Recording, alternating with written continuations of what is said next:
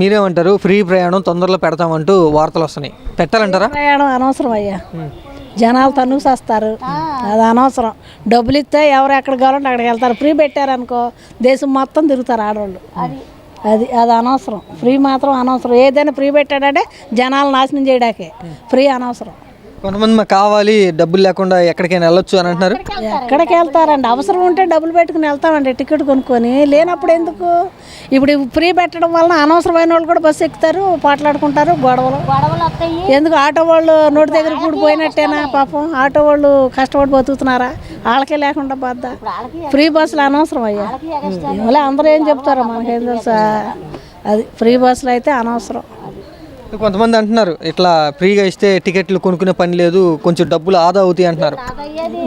చెబుతున్నప్పుడు ఆవిడ మళ్ళీ ఇంకో దాని మీద వేస్తాడని, మళ్ళీ ఇంకో దాని మీద పడుద్ది. ఎందుకు అంత ఇది? ఎవరు ఎక్కడికైనా వెళ్ళాలనుకో ఎవరు టికెట్ వాళ్ళు కొనుక్కొని వెళ్తారు. ఇదే మంచి పద్ధతి. ఇవన్నీ మళ్ళీ జగన్ చేసినట్టు ఉంటుంది. చంద్రబాబు మళ్ళీ ఇవన్నీ చేశాడంటే మళ్ళీ ఇప్పుడు ఆయన చేసినట్టు ఉంటుంది. ఈయన కూడా అనవసరం ఇవన్నీ. జగన్ ఎలా చేశాడు?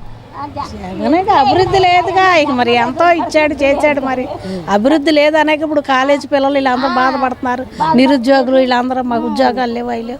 ఇప్పుడు అభివృద్ధి చేస్తానని చంద్రబాబు నాయుడు గారు వచ్చాడు. మరి ఇదే నయ్యం. చంద్రబాబు నాయుడు గారు అభివృద్ధి చేస్తానని వచ్చాడు కదా. పథకాలు ఫ్రీగా ఇవ్వటం వల్ల అభివృద్ధి లేదంటారా? అంతే మరి.